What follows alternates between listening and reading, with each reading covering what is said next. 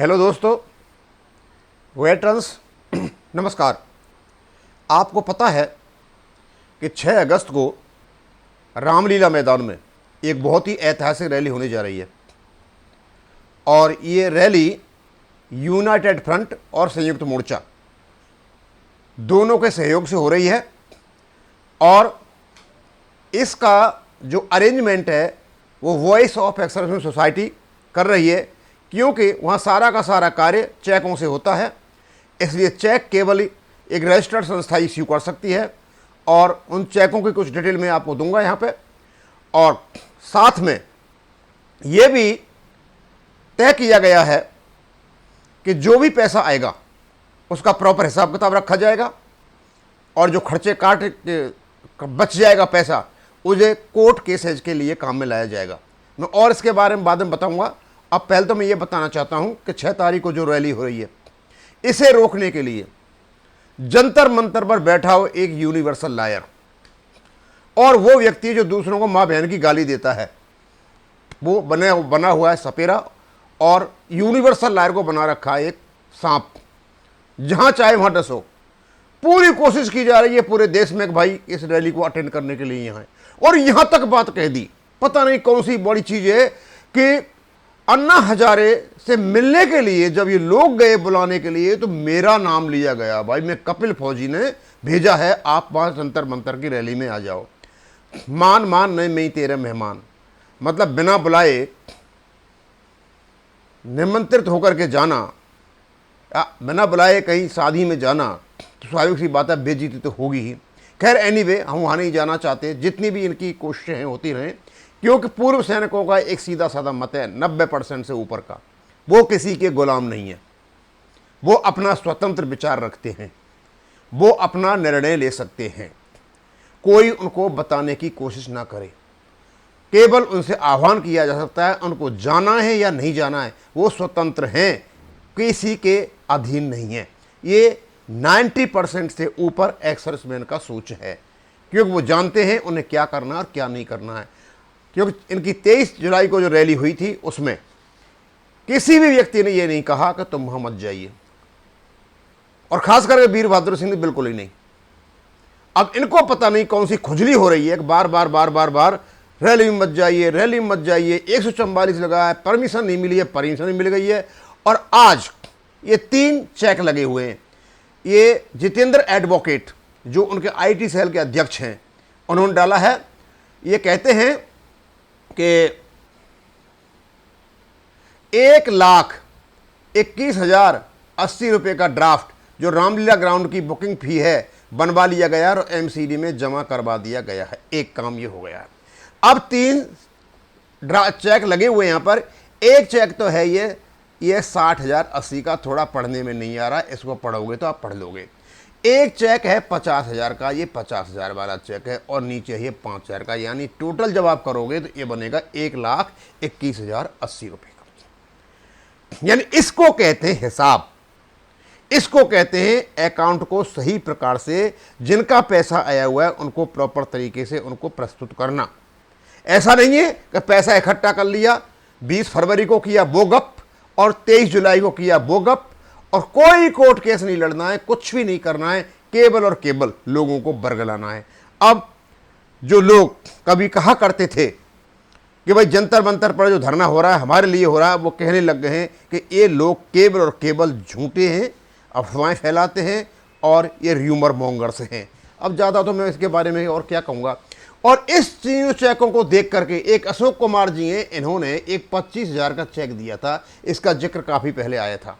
इन्होंने लिखा है ये है ऑनेस्ट लोग, ये हैं ऑनेस्ट लोग, यानी ये जो हिसाब किताब दे रहे हैं, और लेड बाय वीर बहादुर सिंह।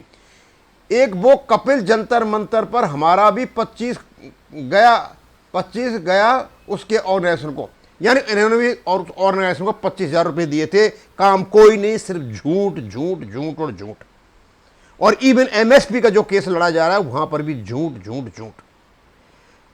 हम सभी देश के पूर्व सैनिकों से आग्रह करना चाहेंगे, सोच आपका है, विचार आपका है, स्वतंत्रता आपकी है, निर्णय आपका है, फिर भी हम यही चाहेंगे आप आएँ, अपनी शक्ति वहाँ दिखाएं, एकता दिखाएं। हम ये फिर भी नहीं कह रहे कि आप शक्ति दिखाओगे तो भारत सरकार हिल जाएगी। भारत सरकार अपने हिसाब से हिलेगी, कायदे कानून से हिलेगी, फैक्ट फिगर से हिलेगी। हमें सिर्फ ये दिखाना है कि हम एक हैं, हमारी बहुत बड़ी ताकत है, आप हमें इग्नोर नहीं कर सकते हो। और जिसने भी लोगों से हमारी बातें आ रही हैं, जो से भी बातों पर कह रहे हैं कि आप इनको करने दीजिए जो कुछ कर रहे हैं, ये अपनी नज़रों में अपने आप ही गिरते जाएंगे और गिरते चले जा रहे हैं। और अब जो लोग इन लोगों के बारे में जो कुछ कह रहे हैं वो बहुत ही ऐसी बातें हैं, उनको हम कह नहीं सकते, क्योंकि इनकी आदत ही ऐसी है, इनको ना तो कोई नॉलेज है ना कुछ है। अब मैं आता हूँ जो एमएसपी वाला केस था। आज मेरे को वीर बहादुर सिंह ने बताया है कि जो 6 सितंबर को 3 बजे सुनवाई होनी है, उसका आदेश माननीय हाई कोर्ट की साइट पर आ चुका है।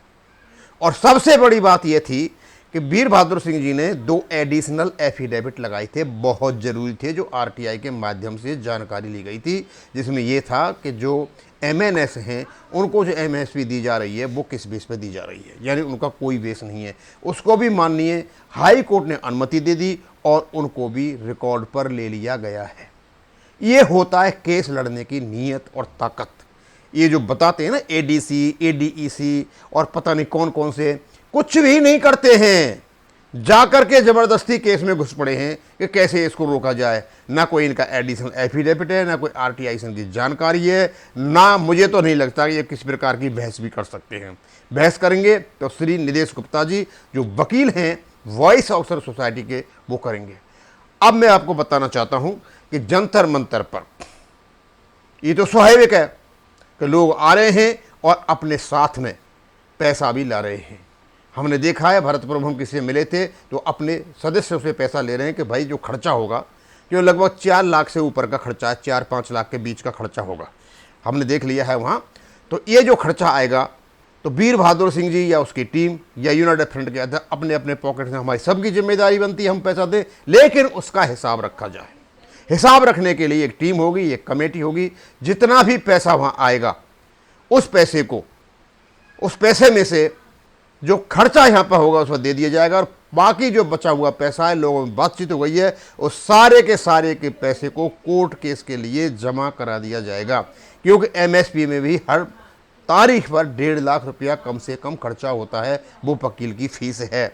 तो लोगों ने मन बना लिया है कि हम लड़ेंगे, हम कोर्ट में भी लड़ेंगे, हम ग्राउंड पर भी लड़ेंगे, हम फैक्ट एंड फिगर के साथ भी लड़ेंगे, हम भारत सरकार के साथ भी लड़ेंगे। आमना सामना होगा और आमना सामना जब होगा तो स्वाभाविक सी बात है सच्चाई सामने आएगी और सच्चाई जब सामने आएंगी तो जितनी भी विसंगतियां हमारी हुई हैं वो सारी की सारी होंगी। ये झूठ, अफवाह और ये मक्कारी ये 5 महीने से जंतर मंतर पर चली हुई है। भारत सरकार इससे अच्छी वाकिफ है और हमें तो और अंदर की बात चला है, हमें पता नहीं सही है गलत है।